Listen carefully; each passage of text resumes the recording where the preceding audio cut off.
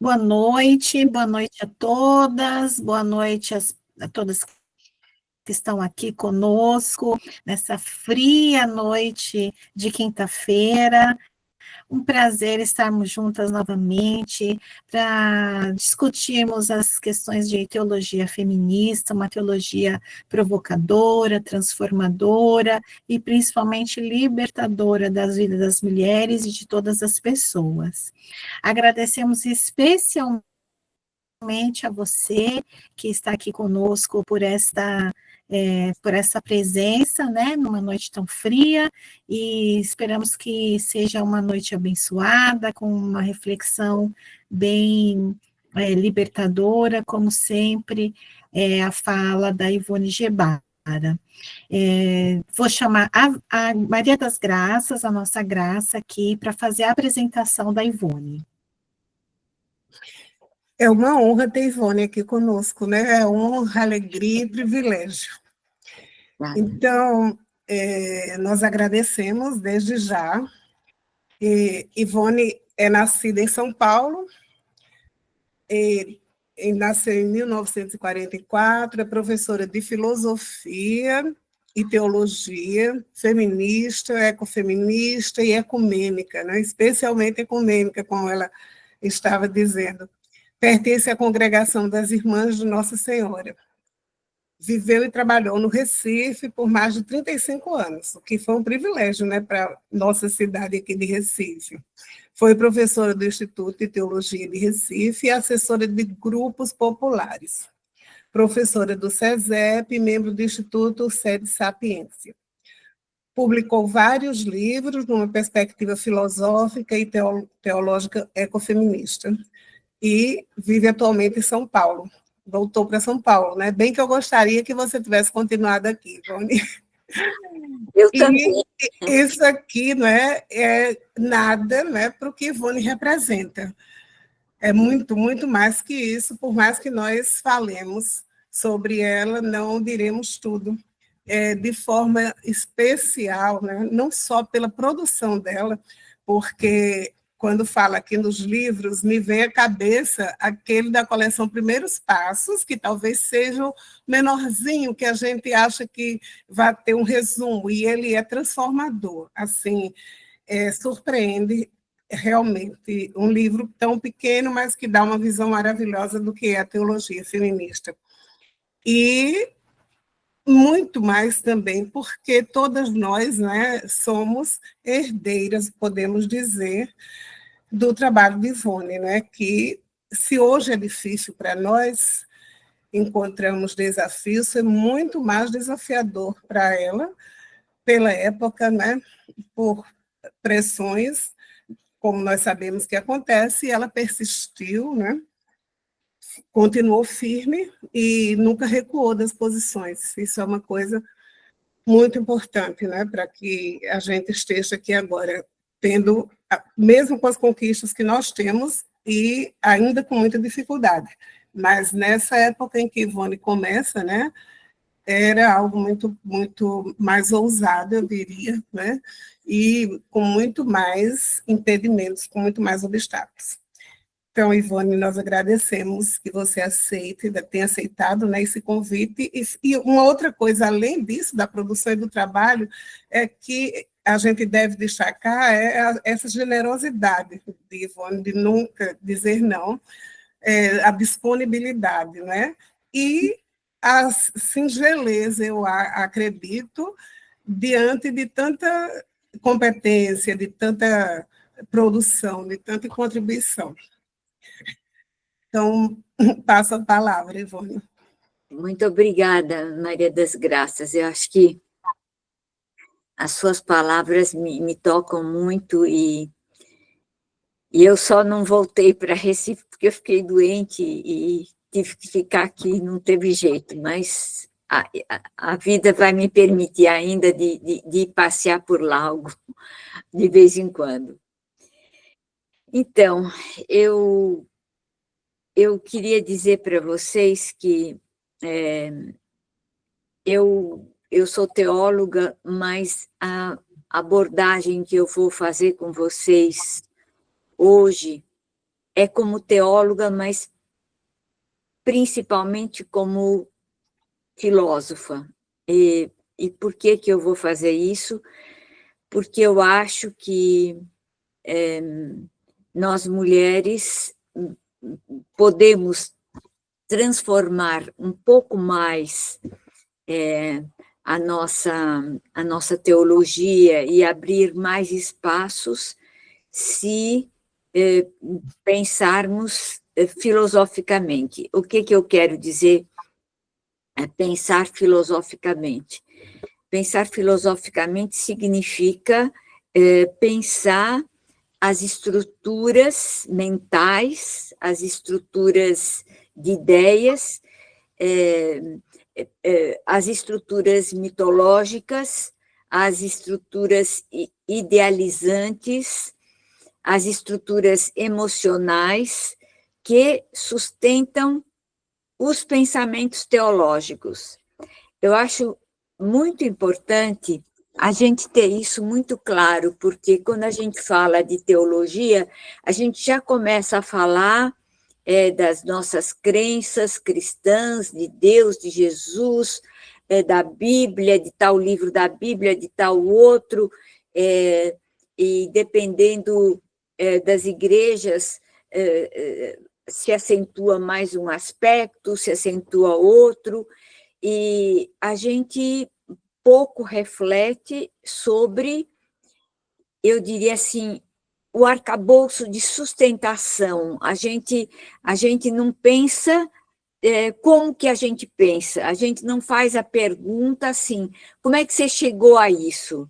A gente não diz, eu creio em Deus, eu quero fazer a pergunta, como é que você crê em Deus? O que significa para você crer em...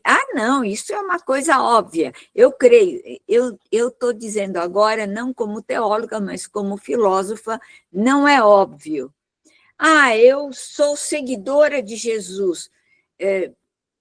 Tudo bem, você pode falar isso, mas eu quero saber o que significa para você ser seguidora de Jesus, quem foi esse Jesus que você segue e como é que você segue. É isso aí que eu chamo sustentação filosófica, né? E que, infelizmente,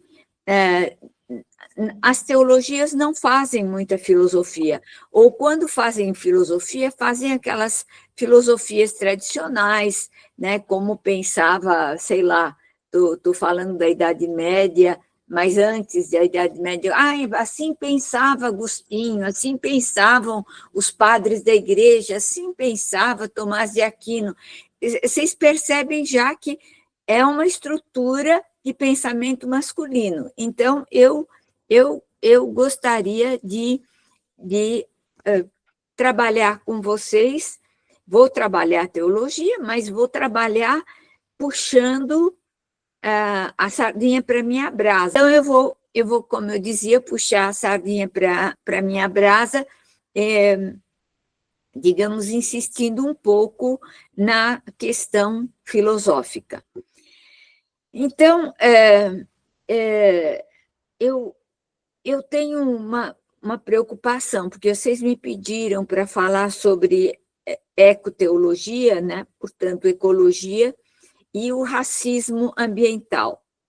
Então, a primeira coisa é que, às vezes, a gente tem a impressão que ecologia e a questão do racismo mesmo e racismo ambiental, que no fundo é a mesma coisa, porque abre a questão da falta de privilégios para as pessoas racializadas, mas o que eu quero mostrar é que esses temas que a gente acha que são temas avançadíssimos para nós, avançadíssimos para a nossa teologia, eles são temas, desculpe dizer isso para vocês, assim de cara, mas eles são temas do mercado capitalista do pensamento. Vocês podem estar vocês podem estar certas que ecologia, racismo ambiental, ou gente, tem gente entrando e dando risada. Desculpa, ô Sui, dá para você bloquear? Eu já, Desculpa, pode continuar. já me aconteceu de estar dando um seminário e tinha muita gente que se introduzia e atrapalhava tudo. Então, é só para dizer que comigo acontece essas coisas, viu? Então, eu volto e eu digo assim que ecologia e racismo são problemas reais, mas são problemas que estão também cooptados pelo mundo capitalista. E o mundo capitalista fatura, ganha dinheiro com ecologia e racismo. E como é que eles ganham? Eles ganham porque eles integram no mercado capitalista essas questões. Então, vocês veem o número de empresas que não são nada ecológicas e que colocam agora um selo de produto ecológico, e não é ecológico nada. Então, a ecologia que nós estamos levantando como bandeira libertária é também bandeira libertária, mas é também uma bandeira capitalista, ou seja, é uma bandeira resgatada pelo capitalismo e é uma bandeira resgatada pelo capitalismo e resgatando também a questão racial. Se vocês veem, por exemplo, como é um exemplo muito no chão, por exemplo, a moda feminina negra é uma moda de grandes estilistas, e muitas vezes estilistas brancos que apresentam as roupas das mulheres negras, e essas roupas são caríssimas, elas entram no mercado, ou se não também o resgate, por exemplo, às vezes, das tradições africanas, ou o resgate das tradições indígenas, muitas vezes elas se fazem numa espécie de cooptação com o mercado capitalista. Então, eu estou chamando a atenção de vocês para dizer o seguinte: as nossas lutas não são puras. As nossas lutas, elas são misturadas e tem joio e trigo, e nem tudo que aparece como ecológico é ecológico, e nem tudo que aparece como antirracista é, de fato, antirracista. Há uma recuperação do mundo capitalista, há uma recuperação de poderes, de grandes poderes empresariais nesse mundo, há. Então, por que eu estou dizendo isso para vocês? Eu estou dizendo isso como uma espécie de alerta também para as nossas igrejas, que, de repente, todo mundo está de acordo com a dignidade das mulheres, mas chega na hora H em que a gente está pleiteando uma igualdade, essa igualdade, vamos dizer, de ministérios, ou uma igualdade de professorado bíblico-teológico, ela não aparece. Ou igualdade de chances, vamos dizer, de estudar em um lugar ou de ensinar em outro lugar, elas também não aparecem. Elas acabam sempre, digamos assim, priorizando de novo o masculino e mostrando que há muita ilusão nas nossas problemáticas, nas nossas lutas, e por isso que nesse começo eu estou chamando a atenção que do ponto de vista filosófico eu preciso estar atenta para saber como é que eu descrevo, por exemplo, a luta antirracista. Como é que eu descrevo a luta das mulheres do ponto de vista ecológico? E mais ainda, como eu descrevo essa luta do ponto de vista teológico? Aí onde eu quero chegar. Do ponto de vista teológico, eu tenho que rever os próprios fundamentos do cristianismo, as próprias figuras fundantes do cristianismo, como elas aparecem. Então, aí eu abro essa questão, essa problemática, especialmente quando ela é explorada pelo capitalismo, para uma questão de liberdade e alienação. O que eu estou querendo dizer com isso? Eu estou querendo dizer que a bandeira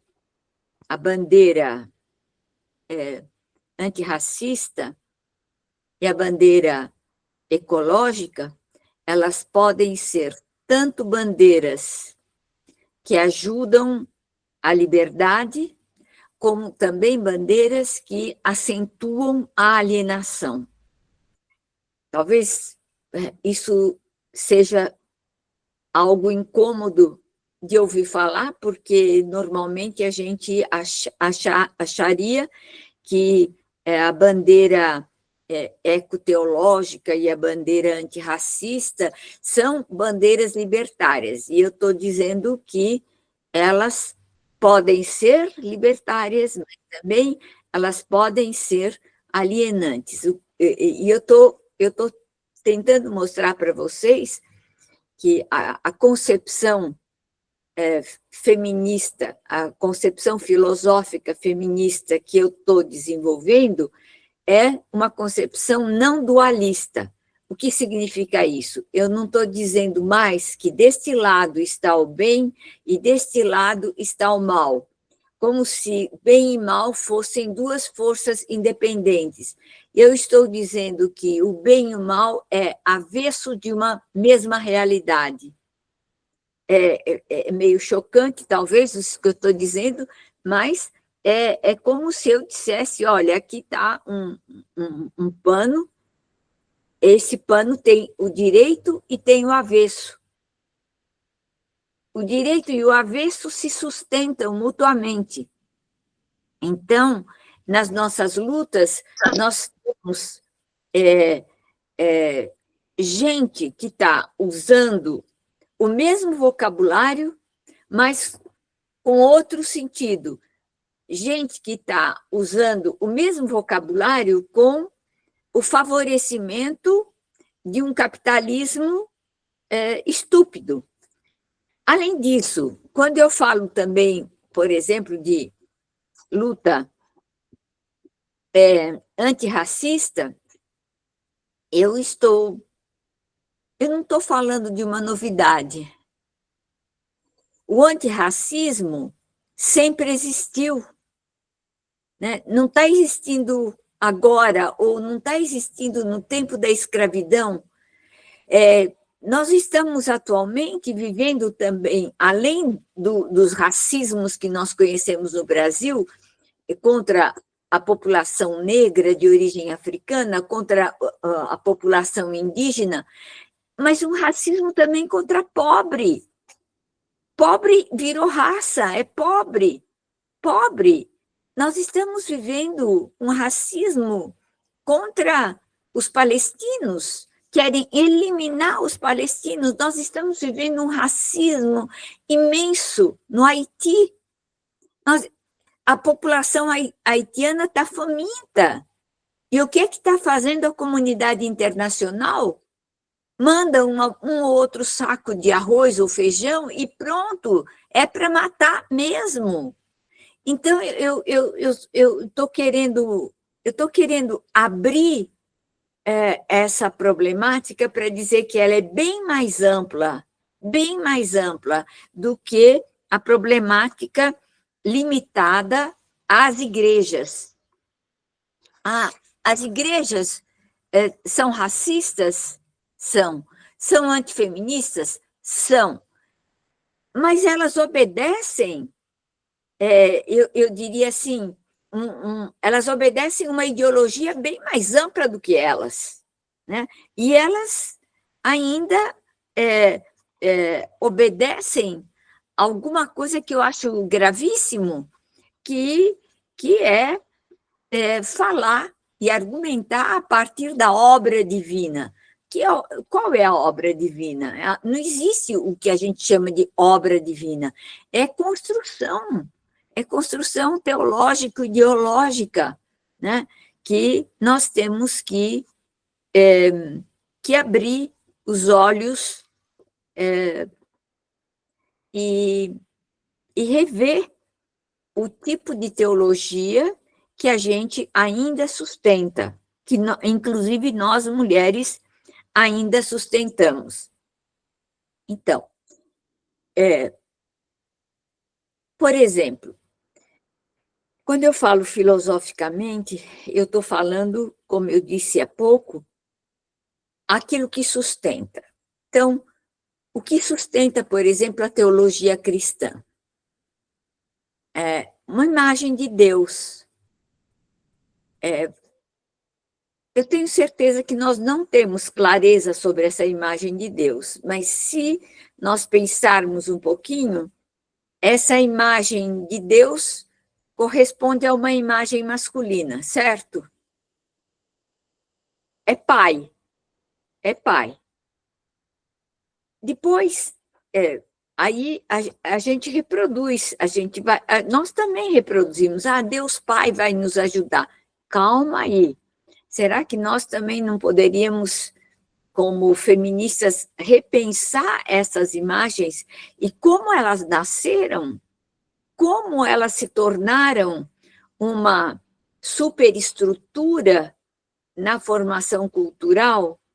Aí a gente fala assim, não, o importante é nós sermos seguidoras de Jesus, porque Jesus é o Filho único de Deus, filho, masculino, Filho único de Deus. Então, se um é pai, o outro é filho.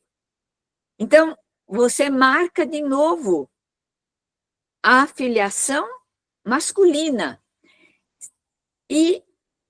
Mas ele nos deixou o Espírito. Mas o Espírito é feminino. Não é nada feminino. A palavra ruach é feminina, mas o uso é masculino. A referência é masculina.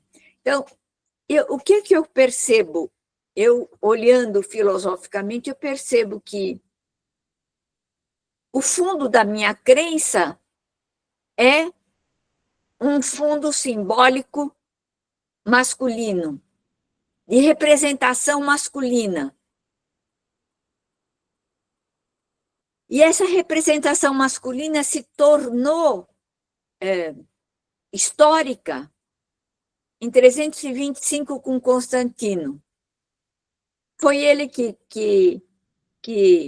convocou o Concílio de Nicéia, porque havia brigas entre as diferentes comunidades da época, que nem se chamavam comunidades cristãs. Eu gosto muito, eram comunidades do caminho, né? Vamos guardar esse nome?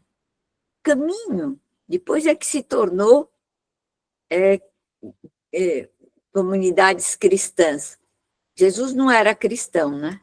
Jesus era um homem, e um homem que andava caminhando, por isso que é do caminho.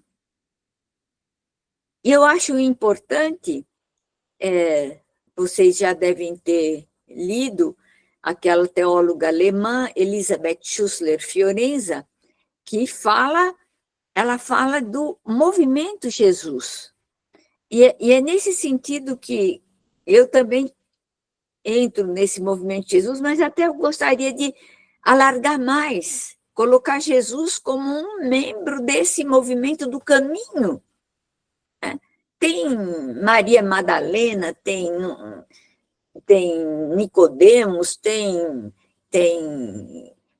sei lá, gente que a gente não sabe como era o nome, os cegos, os coxos, os paralíticos, a sogra de Pedro, tem um monte de gente que estava nesse caminho. Então, vocês estão percebendo, quando eu falo isso, eu estou mudando de estrutura de pensamento, eu não estou buscando uma estrutura repetitiva das figuras masculinas, mas eu estou abrindo para uma estrutura coletiva, plural, diversa, que vai permitir, talvez, uma reorganização daquilo que nós acreditamos. Então, é nesse sentido que eu estou dizendo que nós, mulheres, não podemos apenas lutar para pleitear os mesmos lugares dos homens, porque aí nós estaríamos pleiteando a manutenção da mesma estrutura simbólico masculina. Nós estamos pleiteando o poder das figuras femininas, das figuras masculinas, e nós seríamos integradas nesse poder masculino. A gente pode, sabe, fazer um jogo, mas não. Então, desculpem eu dizer isso, a gente podia parar de chamar, por exemplo, Deus de Pai. Por que não dizer fonte de vida, a fonte de vida? Por que não dizer mistério maior? Por que não dizer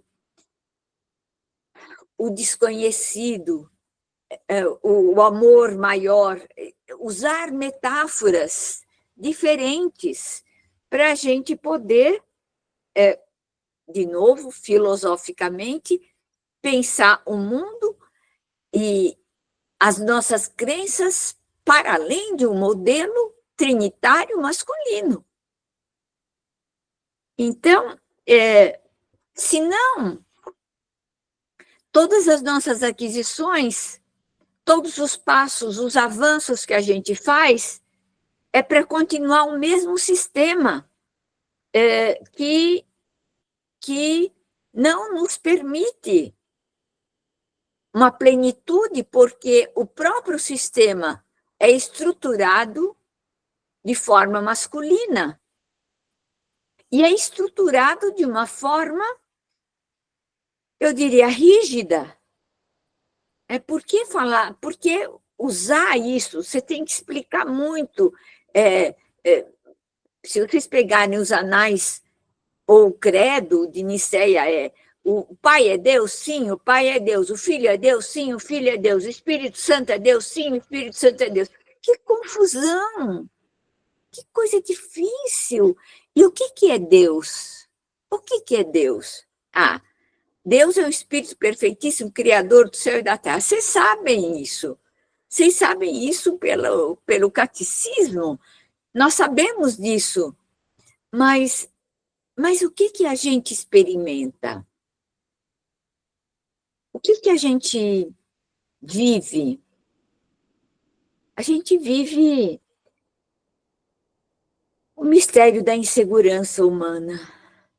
A gente vive o mistério da dor humana. A gente vive o mistério das pequenas alegrias que, quando a gente está vivendo elas, a gente imagina que elas nunca passarão e depois elas passam.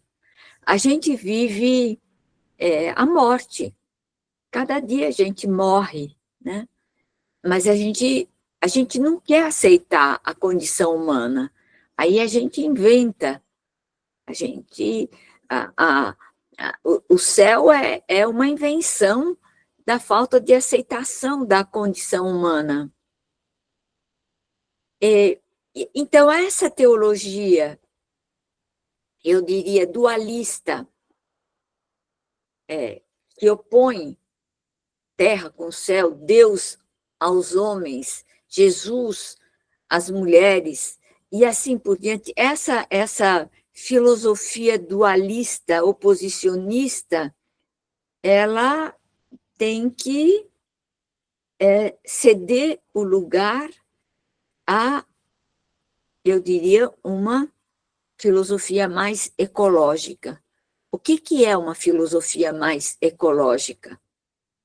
É uma filosofia que integra os diferentes elementos, mostra a inter-relação da chuva com a planta, da terra com o sol, das mãos humanas com a terra, dos insetos com a terra, das abelhas com as macieiras, com as pereiras, com as formiguinhas, os ratinhos, essa integração interdependente, e que eu não quero mais falar que quem fez isso foi o Pai Todo-Poderoso Criador. Não sei quem fez, só sei que está aí,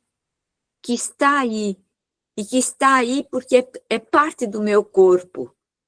Enquanto eu não acreditar que o sol é parte do meu corpo, o ar é parte do meu corpo, a água é parte do meu corpo, o abraço de alguém é parte do meu corpo, a ternura de alguém para mim é parte do meu corpo, e eu só vivo com tudo isso.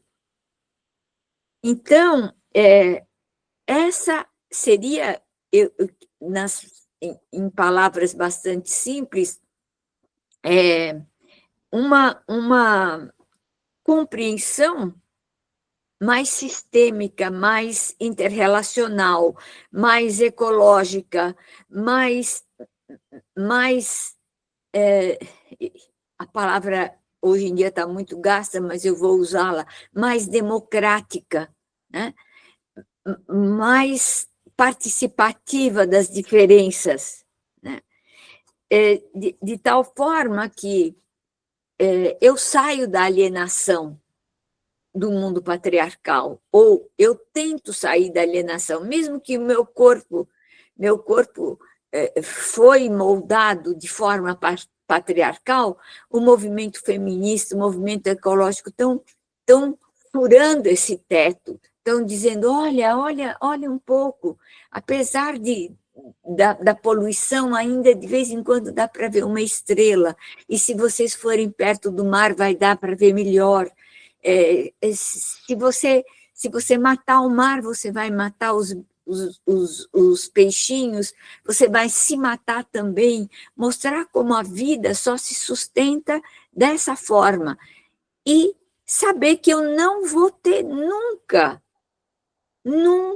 e a ciência nunca vai ter, mesmo a ciência artificial, que agora está progredindo, mas está cheia de limites e cheia de enganos, a gente nunca vai ter a última palavra sobre a nossa vida, sobre a nossa morte, sobre a vida dos planetas, de bilhões e bilhões e bilhões de anos que esse sistema solar foi se desenvolvendo, evoluindo, até que nasce um planetinha pequenininho, um dos menores, um planetinha azul chamado Terra, e depois de bilhões e bilhões e bilhões de anos, nascem plantas, animais, nasce um ser que a gente chama humano, porque vem dessa terra, vem desse humus. Então, eu estou tentando mostrar para vocês a necessidade da gente rearrumar a nossa casa, rearrumar as nossas crenças, rearrumar as nossas tradições, né? Então, eu gostaria que isso a gente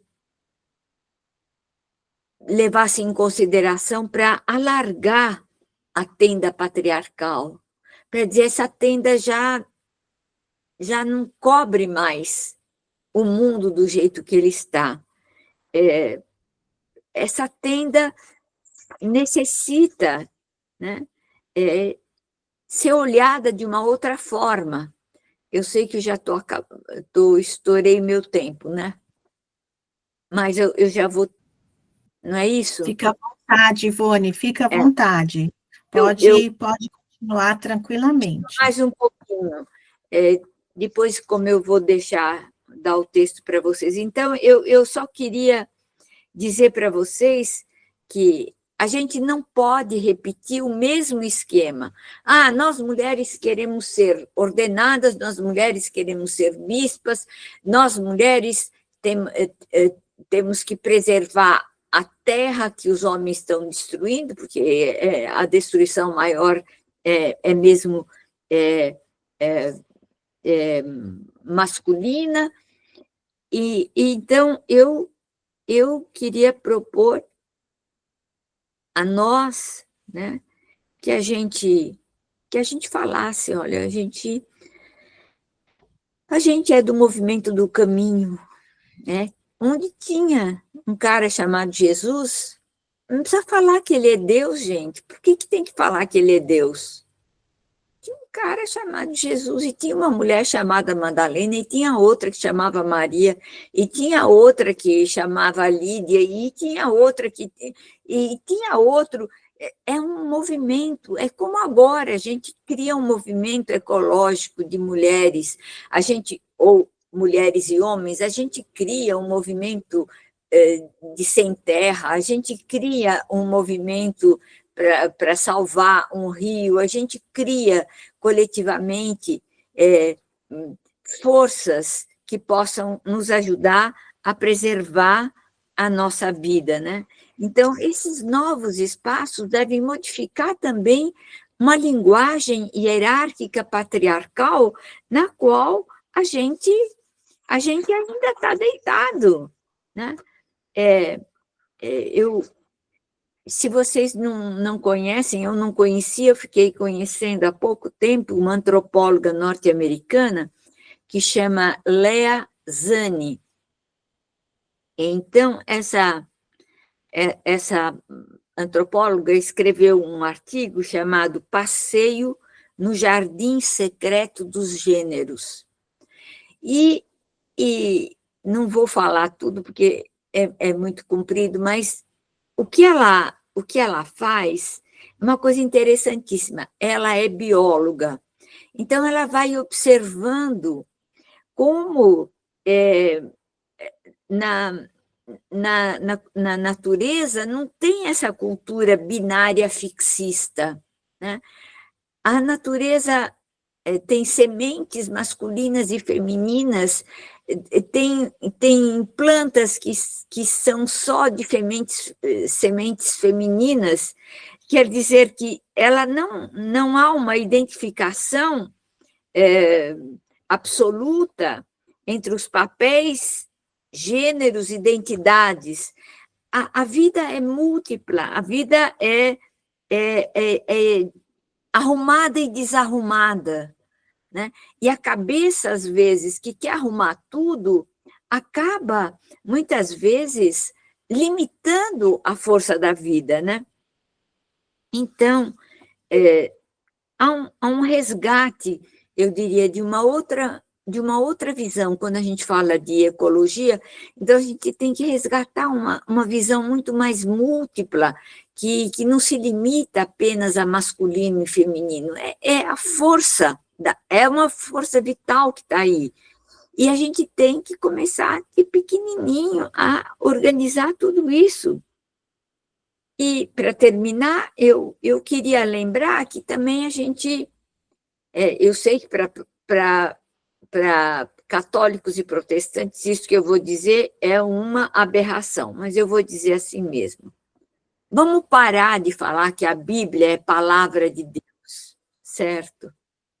Porque quando vocês falam que é palavra de Deus, quando nós falamos, essa é a palavra de Deus, de que Deus que vocês estão falando? Não?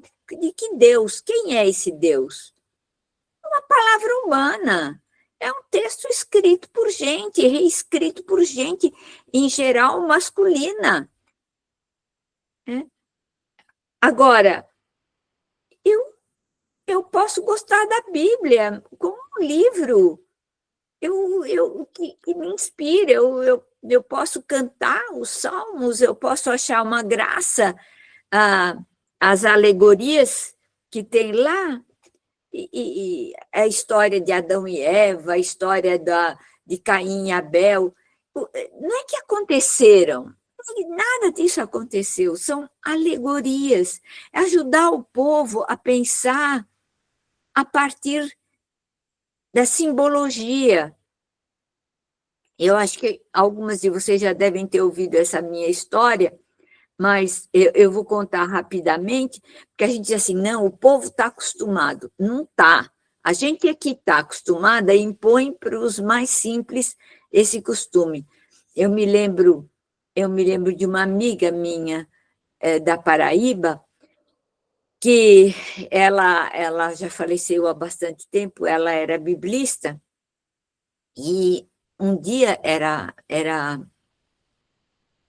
perto da Semana Santa, ela foi dar uma aula sobre a ressurreição. Imaginem vocês para um grupo de camponeses. Ela me disse, o nome dela era Agostinha, Ivone, eu fiquei apavorada, porque como que eu vou explicar a ressurreição para os camponeses analfabetos? Como é que eu vou fazer? Aí ela chegou mais cedo e foi no campo do seu Manuel, que ele quis mostrar para ela o milharal dele, como estava bonito. Aí ela falou assim, vou aproveitar para ver se ele me ajuda, né? Ela botou a mão assim na cintura e fez assim, ô, seu Manuel, o senhor acredita na ressurreição? Aí disse que ele olhou assim para ela e disse assim, ô, Agostinha, e você não acredita, não? Falei, ela disse, não, eu acredito, mas eu queria saber como que o senhor acredita. Esperta que só. Aí ele disse assim, tá vendo esse milharal? Esse milharal não existia aqui. Tinha semente. Plantei a semente. Agora, tem mais semente? Não tem. A semente morreu. Tem o quê? Tem o milho. Plantou, nasceu.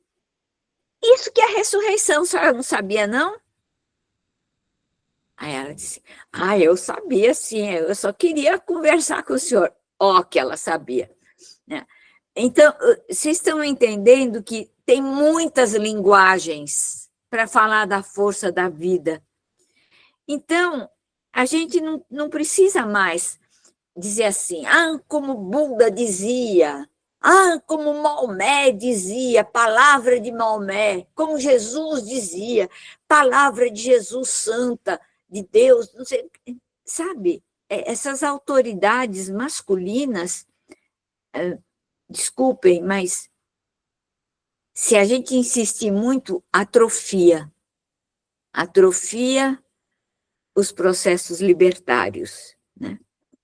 Então, eu quero terminar para deixar a palavra para vocês, mas simplesmente dizer assim, racismo ambiental é racismo, racismo ambiental são as consequências do pecado humano, da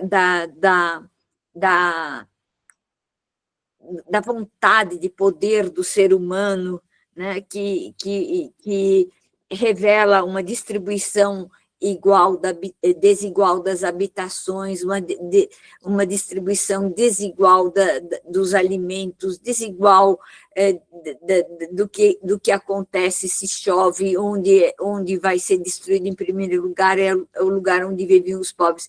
Então, o racismo ambiental é o próprio racismo, nas suas consequências sociais. E aí, tem coisas que a gente pode fazer, e essas coisas que a gente pode fazer tem a ver com uma aposta em relação ao nosso corpo vivo maior, em relação a esse espírito, essa respiração. O espírito é respiração, que nós queremos que seja uma respiração boa para todo mundo, e que a gente possa negar cada vez mais essa lógica de exclusão, essa lógica de desvalorização das mulheres e dos mais pobres, né? E que a gente, não vou dizer que a gente vai fazer milagre, mas a gente pode inaugurar um outro momento na história dos valores éticos do mundo, né?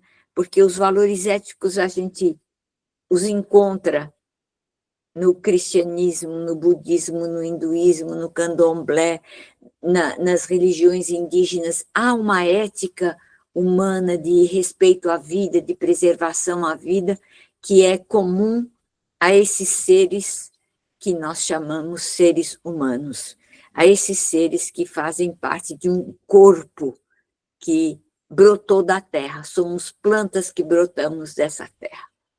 Amém. Amém, amém. Obrigada, Ivone, por nos impactar com essa reflexão tão potente, tão importante, né? Por nos confrontar com essas palavras, né? Por descortinar o uso mercadológico de termos, né? E às vezes nos fazendo reproduzir o próprio sistema, né? Obrigada por nos impactar com essa palavra de libertação, né?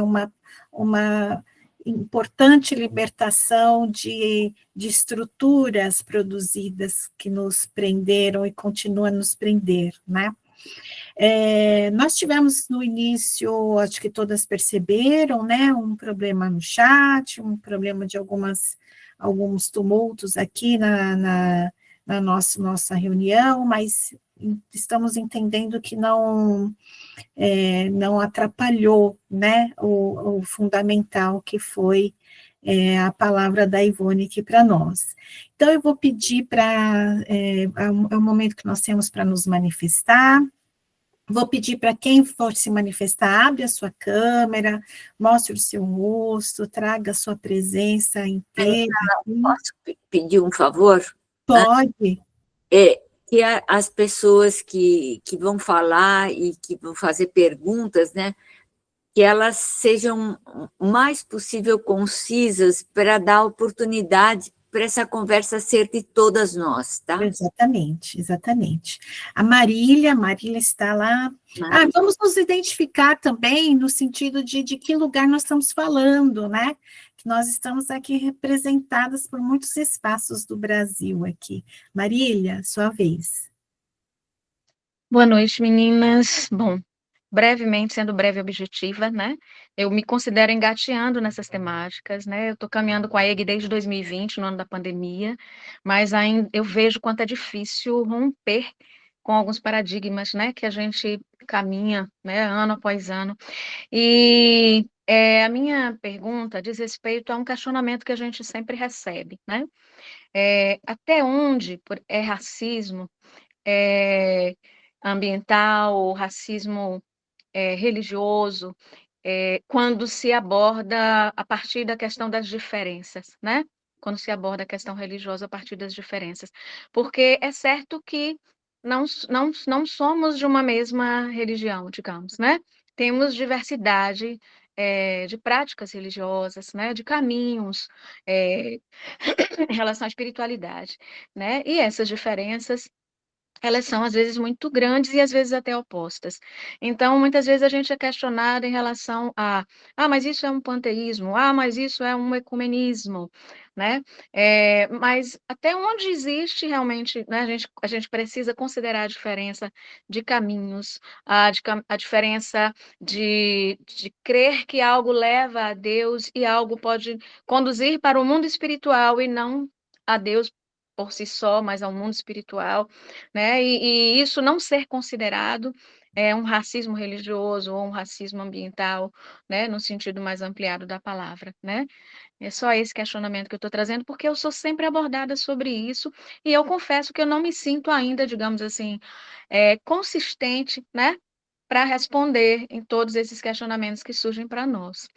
É isso, obrigada, gente. E eu sou Marília Martins, sou psicóloga, sou professora universitária aqui na Bahia, moro no extremo sul baiano, em Eunápolis, perto de Porto Seguro, e atualmente estou em Salvador, estou professora substituta na Universidade Federal do Estado, Universidade Federal da Bahia, no Instituto de Saúde Coletiva.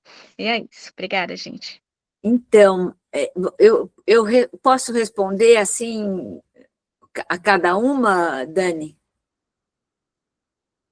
Eu penso que a gente poderia fazer um bloco. Vamos ver se tem mais alguma questão nesse sentido. Tá, porque acho que a questão da Maria é fundamental. Isso.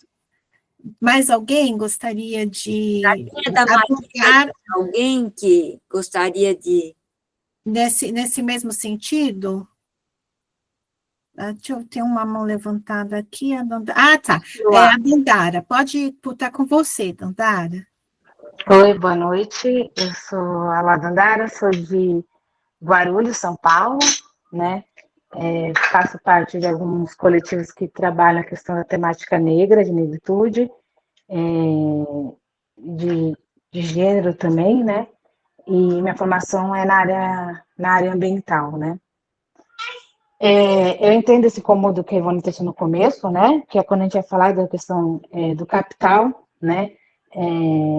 É importante a gente sempre ter ciência de que o capitalismo ele vai querer cooptar as nossas lutas, né? Mas isso não diminui a importância das nossas lutas, né? E quando a gente pensa a questão histórica do Brasil, se faz importante falar de ecologia, mas não só de ecologia, mas de racismo ambiental, né? Por toda a história do Brasil, história de quase 400 anos de escravização, né, de uma população, e quando essa escravização acabou, mas não acabou, né, nós como pessoas negras, nós somos cientes e cada vez mais que o dia 13 de maio foi uma farsa, e que a gente vive até hoje, o dia 14 de maio, né, que como Carolina Maria de Jesus, que é uma autora negra, que acho que a Maria aqui conhece, fala, né, que a tal escravatura é a fome, né, e isso é reflexo, e é o 14 de maio que a gente vive, que como população negra, a gente foi tirada da terra, por mais que os senhores quisessem que algumas pessoas continuassem ali, não tinha como a gente continuar ali, porque era um lugar de dor, por mais que a terra seja um lugar de ressurreição. Mas isso nós fomos privados de viver essa ressurreição, esse milagre da multiplicação através da terra, porque era um lugar de dor, muitas vezes a população negra, que foi colocada nas favelas, em vários outros lugares, onde, pelo capitalismo e a ganância humana, ela sofre mais os impactos dessa ganância humana em pensar que, quando lê Gênesis e pensa que Gênesis está falando para o homem dominar a terra. E nesse domínio, quando o homem vai dominar a terra, nesse domínio, ele fere não só a terra, mas toda a criatura que faz parte desse cosmos, né?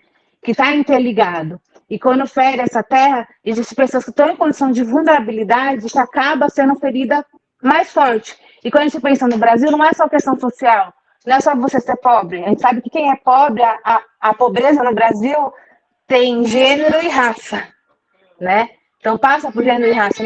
Isso não é só uma percepção minha como mulher negra, mas o IBGE está aí, vários institutos estão aí provando que existe gênero e raça, né, na cara da pobreza do Brasil. E é importante a gente pensar sobre esse tema, e por isso que eu vim, assim, para essa roda, porque acho super importante, estou terminando, porque a Ivana vai ser breve, né? É importante a gente pensar, porque o Brasil, como cristãs, né, evangélicas, a maioria é mulher e preta.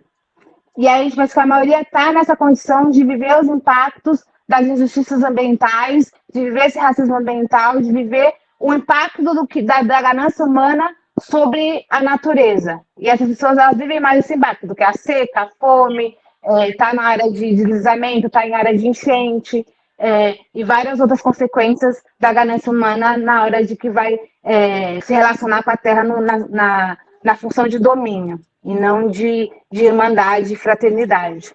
E aí é importante a gente pensar sobre isso cada vez mais. E esse pensar sobre racismo mental é novo, era da década de 80, né? Que veio lá dos Estados Unidos, mas é importante a gente pensar na nossa realidade aqui no Brasil, como que isso a gente pensa como brasileiras e como mulheres pretas cristãs, pensando que dentro das igrejas cristãs a maioria é mulher e preta, e como elas estão nessa condição de vulnerabilidade, como é importante a gente ressignificar a leitura patriarcal da Bíblia, que a leitura patriarcal pensa a terra como domínio, a terra como lugar de submissão, assim como eles colocam a mulher. E a terra está nessa submissão. Nessa submissão, não importa quem você vai ferir, o que importa é o seu domínio, né? E é isso, só. É muita coisa. Eu vou me desculpem, mas eu vou poder responder para as duas agora, porque senão eu vou me perder, sabe? Com as perguntas, né? Primeiro eu queria retomar a questão da Marília. Acho que a gente foi educada sempre de uma maneira defensiva, né? A igreja que eu pertenço é a melhor de todas, né? E a igreja que eu pertenço é ela que vai ditar o meu comportamento em relação às outras igrejas. Eu não sei se vocês sabem disso, mas não sei se isso também existia nas igrejas protestantes, mas quando eu era menina,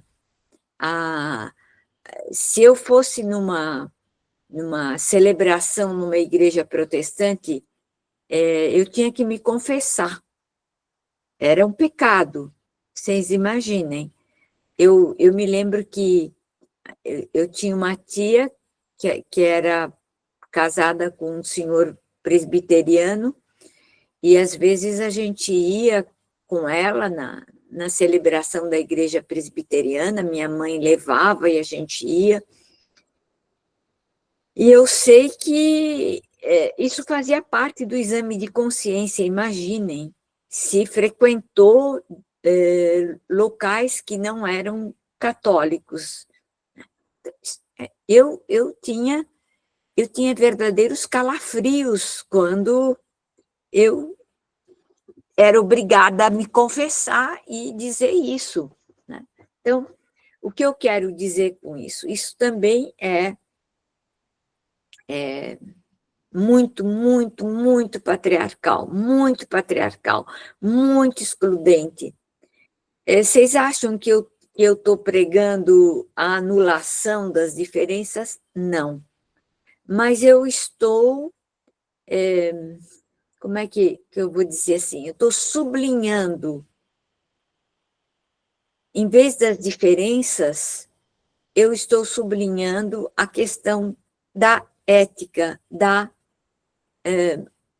moralidade, da justiça. Em vez de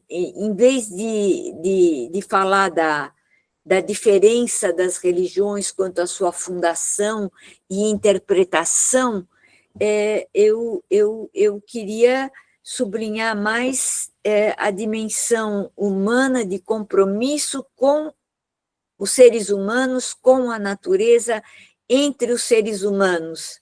Né? Eu acho que sair desses opostos não quer dizer negar a diferença. Se a gente se olhar aí na tela, cada uma de nós é diferente da outra. E se eu pedisse para vocês contarem a sua história, cada uma de vocês ia contar as suas histórias. Eu fui educada na Igreja Católica, mas eu sofri muito. Essas histórias de pecado, de sexo, eu aprendi coisas horrorosas. Mas eu olhando para vocês, eu estou dizendo alguma coisa que não tem a ver mais com aquilo que eu aprendi, mas tem a ver com o passo necessário a ser dado hoje entre nós. E aí, quando a Marília fala que a gente usa certos termos, não, tal crença é panteísta. Eu não quero discutir isso. Não sei se vocês me entendem. Eu quero discutir diante da fome do mundo, o que eu faço? O que nós estamos fazendo? Diante da destruição de um povo diária, como está sendo a situação de Gaza, o que eu estou fazendo? Como é que eu estou me posicionando? Diante da perseguição aos LGBTs e a exclusão deles em muitas igrejas, o que eu estou fazendo? Eu não vou defender a igreja, vou acolher quem está sofrendo. Então, eu acho que todos esses predicados fazem parte de um mundo patriarcal que se organiza a partir de ideias. Então, panteísmo, ecumenismo, protestantismo, espiritismo, catolicismo de esquerda, catolicismo de direita, papismo. Vocês estão entendendo como eu reduzo o mundo a partir dos meus conceitos divisórios? Os conceitos são divisórios. E aí, de repente, eu posso sair deles. Eu posso sair deles.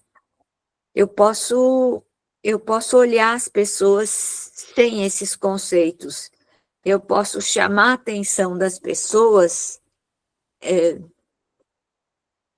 até para coisas difíceis. Por exemplo, eu trabalho num grupo onde tem muitos drogados, né? E quando um consegue um dinheirinho, drogados pobres, né? Um dinheirinho para comprar droga, ele fala assim, estou lembrando de um rapazinho, ele falou para mim, trabalhei o dia todo. Eu disse, ei, conseguiu? Conseguiu quanto? R$5.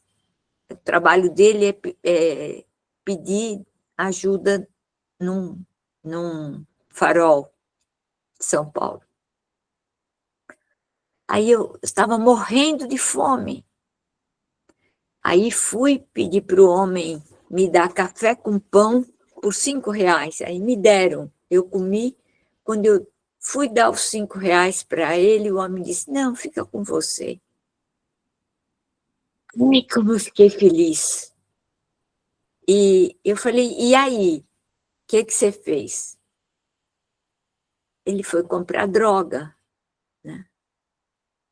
Eu não podia dizer para ele, por que você fez isso? Ele falou assim, eu tenho tanta necessidade. Eu só pensava no crack, eu só pensava nisso. Então, não sei se vocês estão entendendo o meu ponto de vista.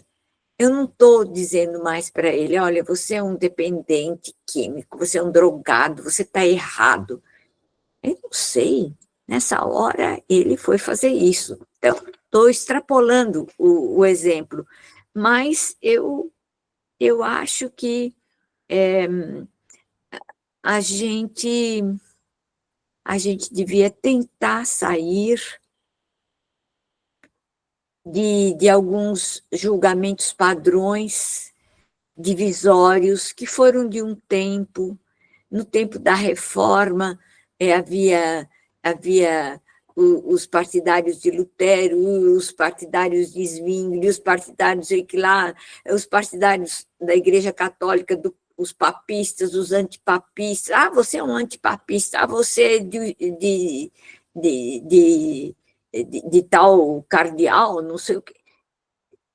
Eu entendo, mas eu acho que a gente só avança se a gente sair dos opostos, se a gente sair das classificações, né?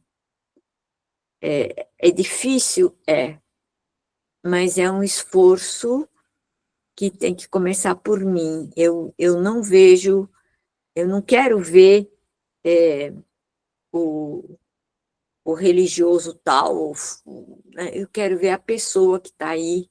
Eu quero analisar com ela, se for possível, o comportamento diante de certos problemas sociais.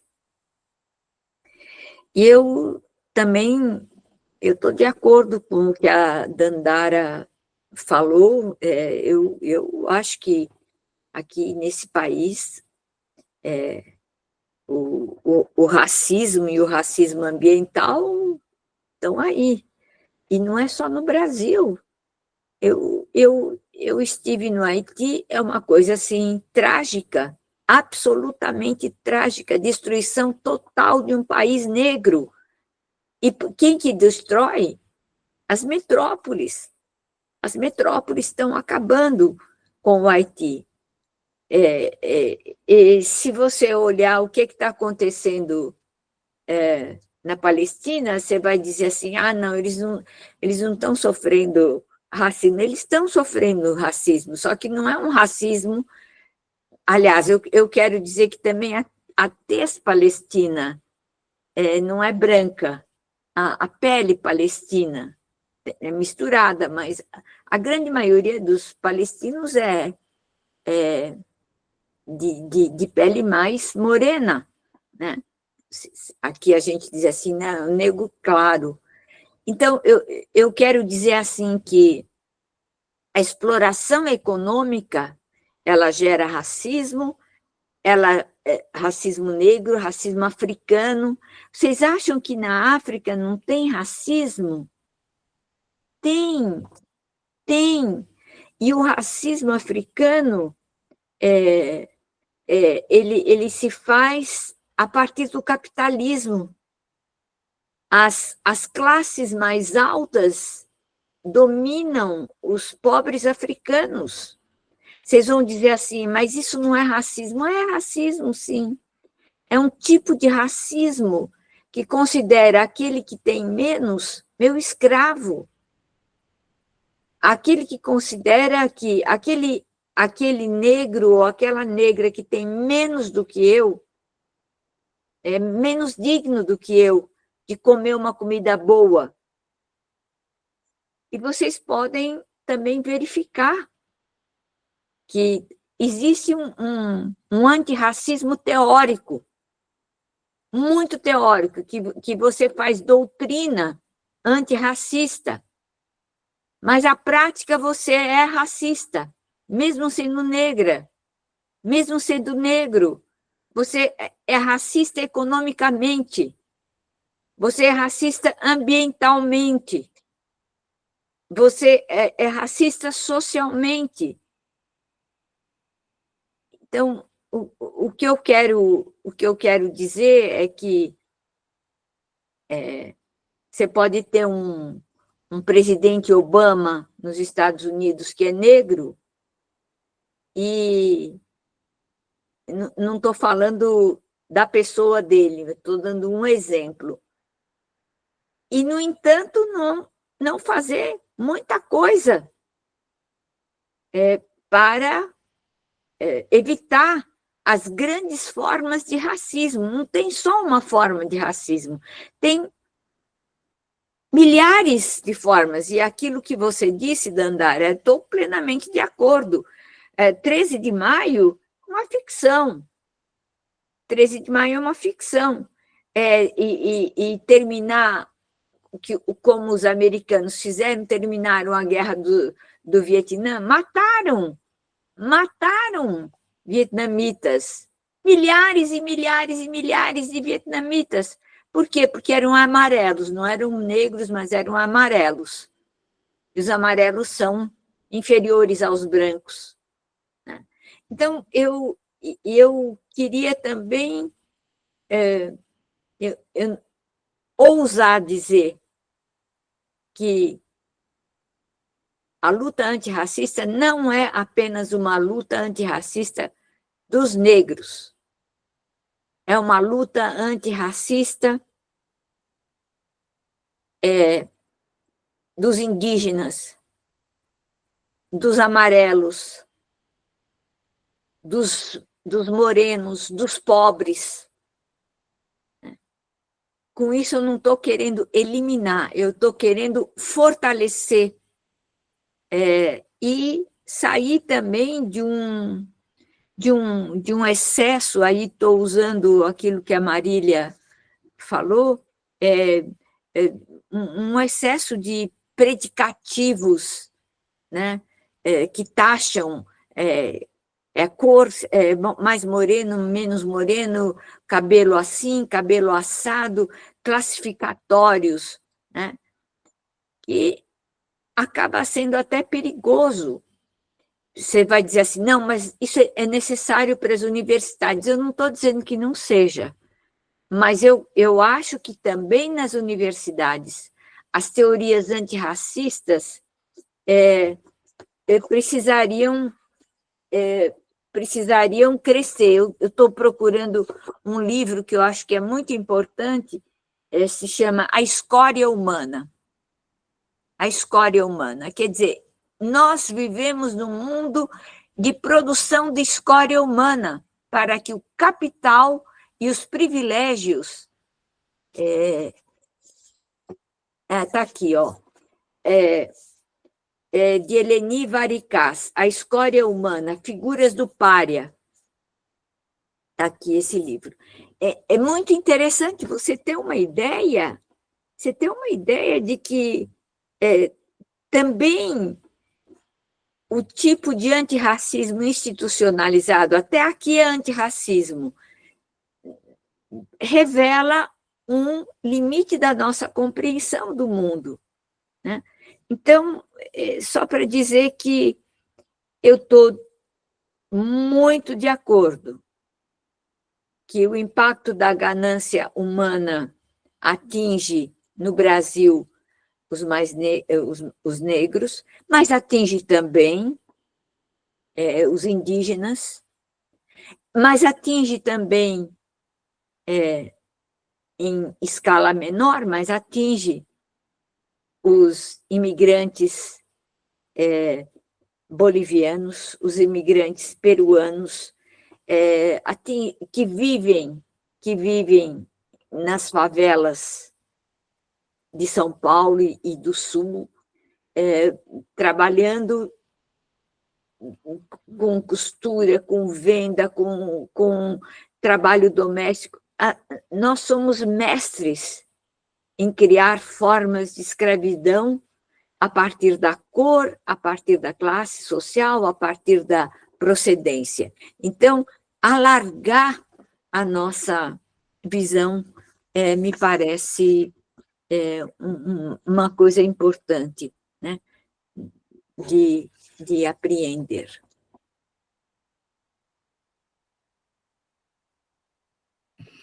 Obrigada, Ivone. Mais alguém gostaria de fazer mais? Temos ainda 5 minutos. Queria lembrar a todas que estão presentes que nós vamos conceder certificado para essa formação, né? E aí você que deseja receber o seu certificado, por favor, assine a lista de presença que está no chat. A Patrícia fez um comentário, Ivone, que é o seguinte, está pequenininho aqui para mim. Eu não consegui ler. A instrumentalização... eu vou tentar aqui, como ela vê, a instrumentalização da fé nas igrejas... Peraí. Porque está bem pequenininho aqui. Ela não pode falar, se ela pudesse falar? Patrícia, você pode abrir o seu áudio para fazer a pergunta, porque eu não estou conseguindo ler aqui no chat.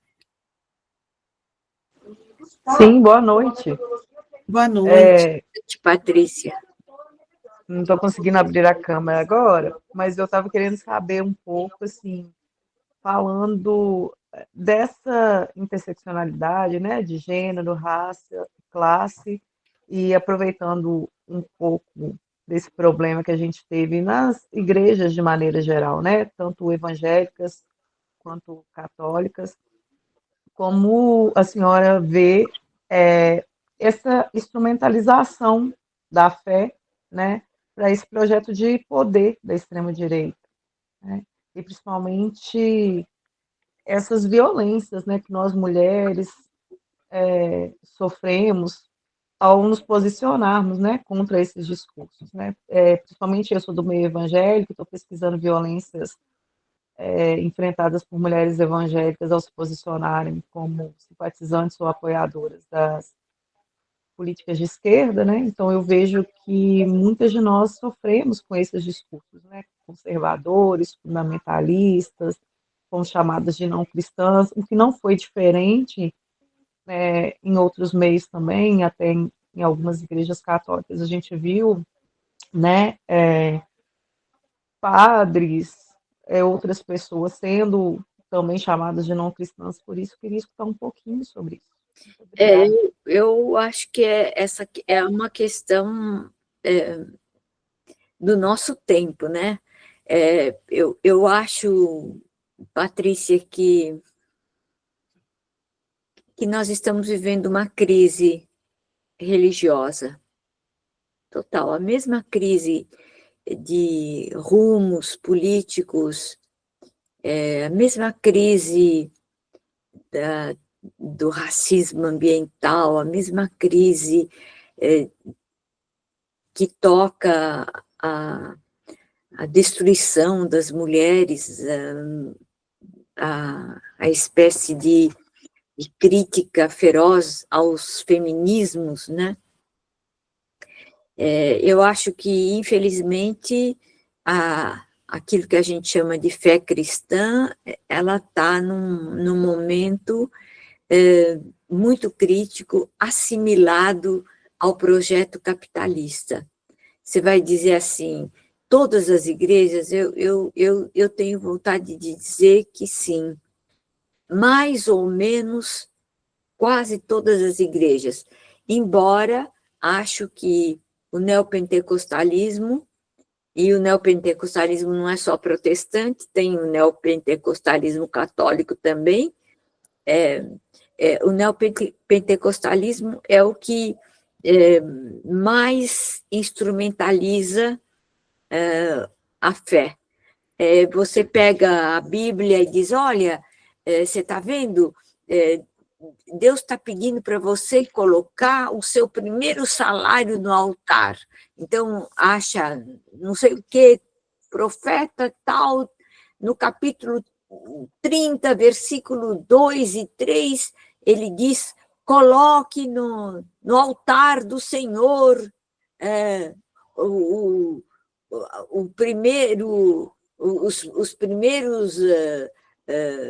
as primeiras ovelhas do seu rebanho. Estou inventando. Aí vai lá, mais uma coisa eu vi, né? Desempregados que o pastor pediu para eles, depois de anos não, mas meses, desculpe, de desemprego, o cara consegue um trabalho, o pastor diz, pois ofereça o seu primeiro salário na mesa do Senhor. Isso eu ouvi. Sabe? Então, o que a gente tem que fazer de novo é não usar essa palavra instrumentalização, você está instrumentalizando a fé. Não. Levantar uma dúvida. Será que, como é que o senhor está dizendo que Deus está pedindo isso? Como o senhor pode afirmar isso? Vão me xingar. Vocês acham que eu não fui xingada? Algumas talvez saibam. Muito. Pergunte. E acho que realmente nós estamos vivendo uma crise. Ninguém sabe direito o que é hoje o cristianismo. Não sabemos. Por isso que eu estou insistindo muito da gente focalizar com mais agudez, mais perspicácia a dimensão ética. O que eu faço quando meu filho está com fome? Eu vou procurar pão. O que eu faço quando o meu filho drogado está precisando de maconha? Eu vou comprar maconha, sim. Não sei se vocês me entendem. É salvar a vida. É o valor da vida. E é isso que é importante. Né? Então, Patrícia, eu acho que, infelizmente, essa instrumentalização da fé, ela existe. Eu pertenço à Igreja Católica e tem um livro muito interessante que foi escrito no século passado sobre o Santuário de Lourdes, na França. Eu estou falando do Santuário de Lourdes, mas é a mesma coisa o Santuário de Aparecida, o Santuário de muitos lugares, né? São lugares, sim, de instrumentalização da fé. São lugares que dizem, olha, se você andar com uma pedra na cabeça e ficar 1 hora ajoelhada diante do altar da Virgem, o seu câncer vai ser curado. Eu não sei, eu chamo isso, todas as religiões têm isso, todas as religiões, isso é uma deturpação digamos assim, uma deturpação da necessidade de respeito que nós temos que ter pela vida alheia. Né? Então, nós inventamos essas coisas, nós inventamos o salário, o primeiro salário de um faminto para ser entregue para o altar do Senhor. Nós inventamos que um monte de virgens, né? Virgem do parto, virgem da cabeça, virgem da saúde. Tudo.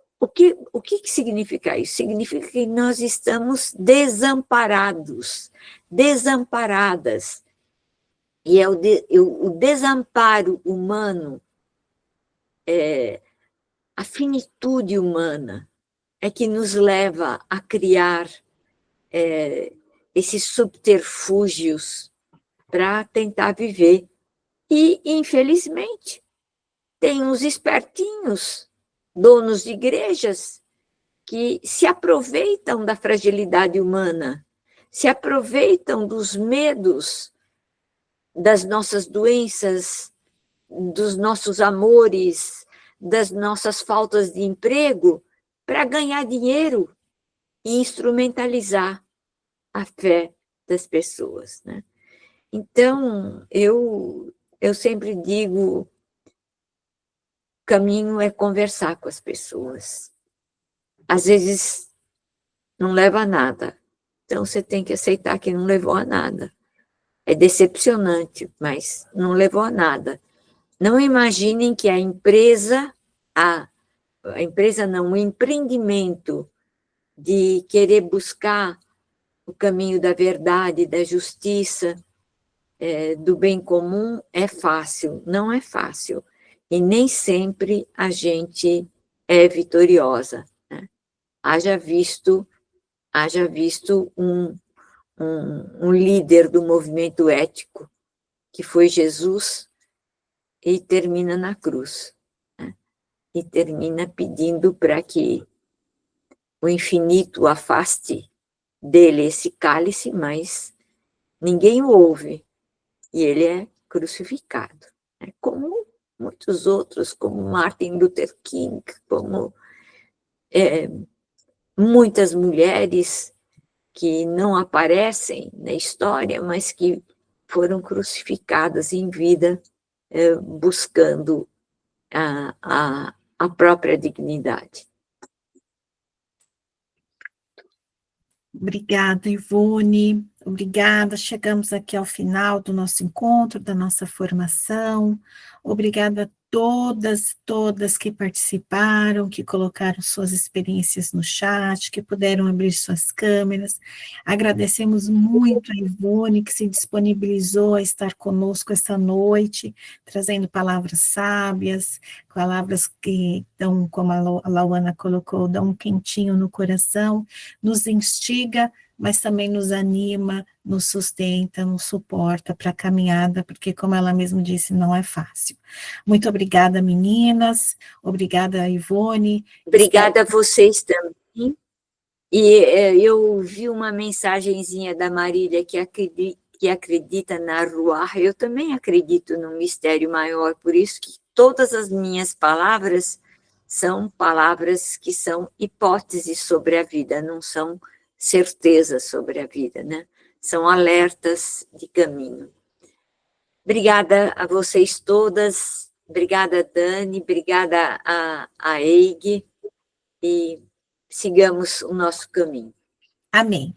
Boa noite a todas, meninas. Tchau, tchau. Vamos nos esquentar agora, né? Para dormir. Boa noite. Boa noite, boa noite.